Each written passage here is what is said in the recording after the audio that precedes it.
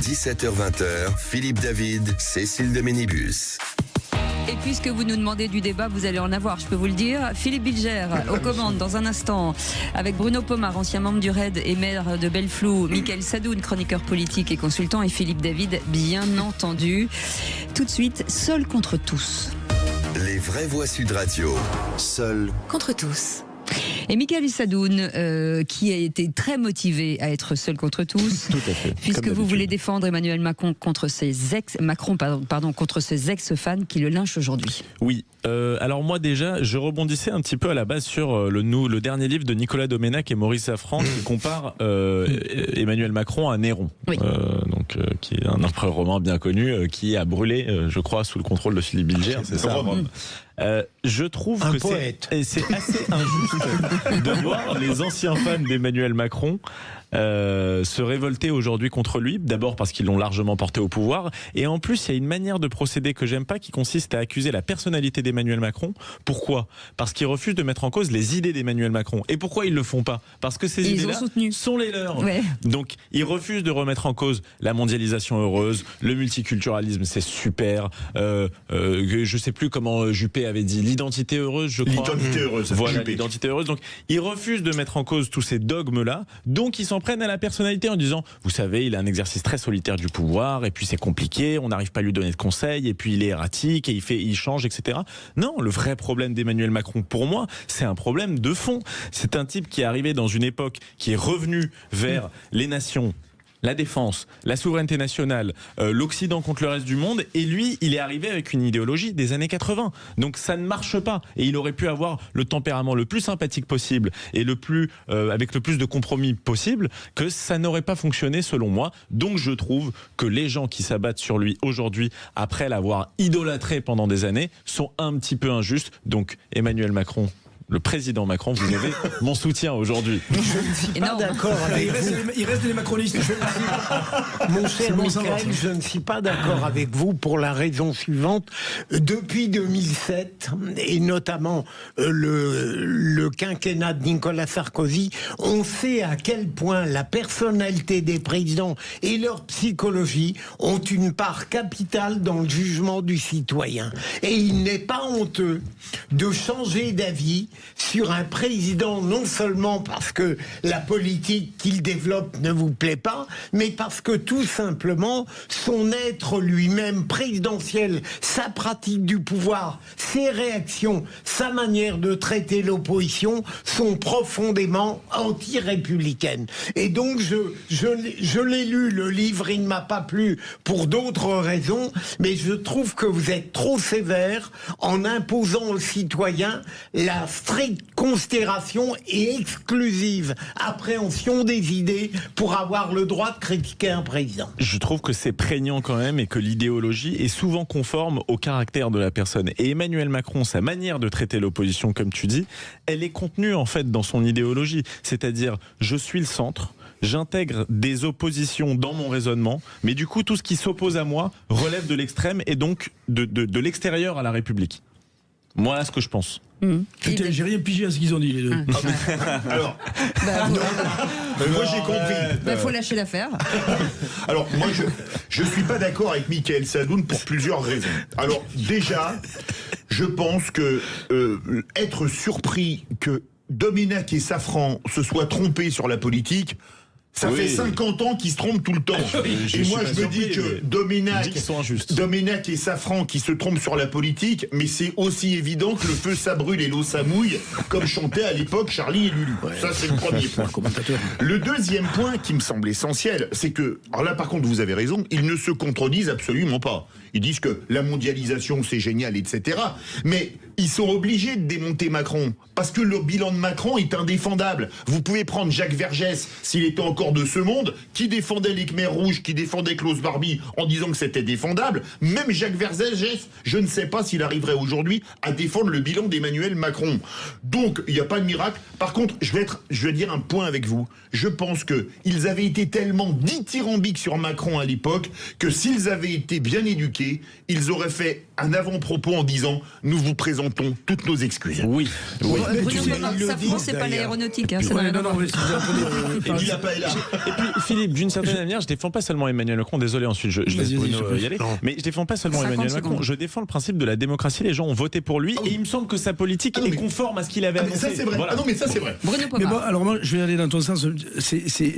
On parle de fidélité, en fait. Mais c'est ça. Et quoi qu'il arrive, moi, c'est mon principe, ayant été dans une unité, on suit le chef et on y va jusqu'au bout, quitte à se suicider. Mais je trouve qu'effectivement, tous ces gens-là sont ingrats. Même si tu es contre, ils ont tous mangé à la gamelle. Ah Et oui, bah oui. Édouard Philippe le premier d'ailleurs. C'est vrai.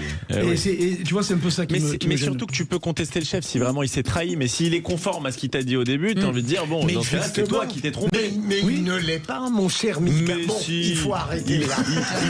Il a fait l'Europe, la Il mondialisation, faut tout ce qu'il avait arrêter. annoncé. Alors, et tout de suite, c'est Philippe Bilger. Juste avant vous, Philippe Bilger, il y a une information qui vient de tomber. Donald Trump menace de droits de douane les pays qui ne soutiennent pas son plan d'annexion du Groenland. Donc, Qu'il ose me faire comme ça. ouais, c'est fou, c'est fou. Scandaleux. Donc j'espère que vous êtes de son côté parce que sinon vous annexez. Vous allez Il est voir. bon, Il est bon ce Trump. Hein. Philippe Bilger, vous ne comprenez pas qu'il n'y ait pas de révolution. Oui, alors j'ai choisi un résumé, ma chère Cécile, un peu provocateur. Non, à peine. Mon point de vue va être un peu différent. Soyez Quand synthétique, Philippe. Quand Merci. j'avais 20 ans, il y a très longtemps, j'avais écrit une nouvelle qui faisait 30 pages où j'imaginais une famille de conditions modestes qui voyait dans les publications, journaux, hebdomadaires, le sanctuaire s'étaler et les gens ayant de l'argent se pavaner. Et je me disais dans ce récit, mais comment se fait-il que le citoyen de base ne soit gangrené par aucune jalousie sociale et ne se révolte pas? Eh bien, c'est quelque chose que je ressens encore plus aujourd'hui quand je vois les pages considérables consacrées au luxe, au sanctuaire, dans les journaux, dans les magazines, et en voyant la vie rêvée de ces gens qui sont formidables. Tout le monde n'est pas aussi sympathique que Georges Clooney. Eh bien, je me dis, le citoyen français est un homme ou une femme extraordinaire, parce qu'il regarde ça. Il ne le jalouse même pas. Faut rêver. Et Ça il fait ne rêver. dit même pas, mais moi, j'ai une vie misérable à côté de cet éclat de ces lumières. Et je me dis parfois, mais comment n'a-t-il pas envie de tout bousculer, de tout subvertir? Ça me paraît extraordinaire. C'est un bon sujet. Oui.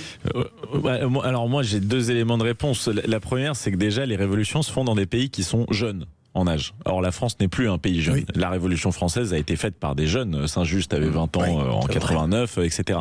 La deuxième chose, et là je pense qu'on n'est pas d'accord sur ça, c'est qu'une révolution, elle advient quand les gens n'ont plus rien à perdre. Or, je pense qu'en France, malgré tout ce qui se passe, malgré le déclin du pays, malgré tout ce qu'on peut dire sur les conditions matérielles des Français, et c'est vrai, les Français ont encore quelque chose à perdre, et c'est pas la misère absolue qui met les gens dans la rue. Voilà. Alors moi, Le second argument me fait réfléchir, mon cher Michael. alors, en entendant Philippe Bilger vilipender les publicités pour les produits de luxe dans la presse, je me dis que finalement, Lénine à la Douma en 1917, c'était un social-démocrate de centre-droit par rapport à vous. Là, je n'en reviens pas, je suis tombé de l'armoire. Alors déjà, mon cher Philippe, je vais vous faire un compliment. Quand vous avez écrit un essai pour vos 20 ans, je n'étais pas né, donc je n'ai pas pu le lire à l'époque. Vous en Quel doutez. méfiance, quel méchanceté. Quelqu'un qui l'aurait compris. Et moi donc Merci. Non, Mais pour- quel goujat, mais quel goujat. Pour revenir sérieusement, moi, je viens d'un milieu populaire. On vivait dans un quartier populaire. Oui, ça y est, Et quand je voyais des Ferrari, etc., quand on allait dans Paris ou Ça te ailleurs, fait rêver. mon père me disait, faut pas être jaloux. S'il l'a, c'est qu'il se l'est payé. Mais bien sûr. Travaille beaucoup et peut-être qu'un jour, tu auras la chance de te Bien sûr. payer. Bien Moi sûr. qui ai de la pub dans les magazines pour des montres à 30 000 euros, pour des 1000 ou des Patek, tant mieux s'il y a des gens qui les achètent. Je suis très heureux pour eux. Bien Et sûr. moi, ça m'incite pas à faire la révolution. Mais oui. Alors c'est vrai que le Che Bilger, je trouve que ça lui va Je bien. ne parle pas de la pub, attention, l'abondance de ces péripéties, de ces épisodes, de ces représentations du luxe, lorsqu'on sait que des êtres ne l'auront jamais. C'est ça qui me Mais, il faut scandalise. rêver, mais Philippe, il faut faire rêver. Vous êtes un peu démago. Hein, en fait. On essaye de s'en Ah non, je rapprocher. suis pas hein. démago, je le Tout à- pense. Ah bon parce non. que, encore une fois, mais Philippe a raison, ça fait rêver. Moi, j'adore les bagnoles. Putain, je vois une Ferrari. ou une, je sais pas quoi, une Aston, je dis, oh putain, si je pouvais me la payer, et je rêve. Mais oui, mais pourquoi, je suis content de dire, si je pouvais me la payer, ça serait formidable. Mais comme l'a très bien dit Philippe, ou Michael, c'est le même raisonnement.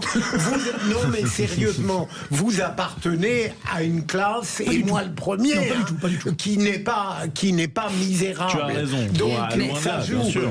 Et moi-même, pareil. Bah mais oui. je pense aux gens qui vivent mal, pour lesquels la représentation du luxe d'autrui est une souffrance. Non, pas forcément. Mais je pense qu'il y a des gens modestes. C'est le conte de fées, pardon. bien sûr.